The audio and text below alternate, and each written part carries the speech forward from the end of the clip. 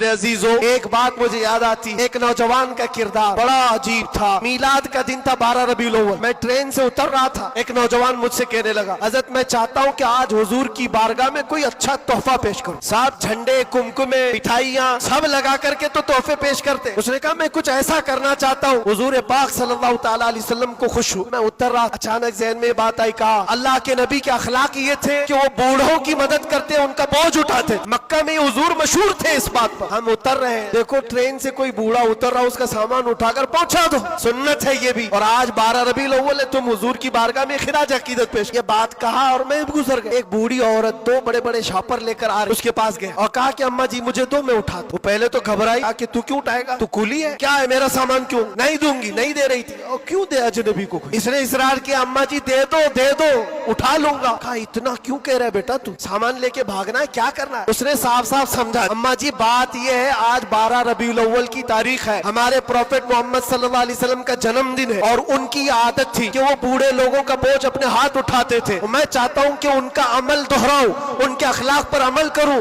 اور میں ان کی روح کو خوش کروں۔ بوڑھی کے دل میں بات آ، لے لے بیٹا، تو تیرے نبی کی بات کر رہا ہے، تمہارا کوئی تہوار کا دن ہے، یہ کرنا ہے تو کرو۔ وہ شاپ پر لے کر کے گیا، اس کو جہاں تک پہنچانا تھا پہنچایا۔ یہ بات آئی گئی گزر گئی، ہم بھی تو سوچتے ہیں کہ چھوٹی سی بات۔ 6 مہینے گزر جانے کے بعد اس نوجوان نے مجھ سے کہا کہ حضرت وہ بوڑھی عورت جس کا میں سامان اٹھایا وہ ابھی رابطے میں، کانٹیکٹ میں، ابھی آئی اور کہہ رہی ہے کہ بیٹا 6 مہینے گزر گئے، اب تک میں تیرے نبی کا بایو ڈاٹا ہی پڑھ رہی ہوں، اب تک میں ان کے اخلاق ہی پڑھ رہی ہوں۔ کیوں؟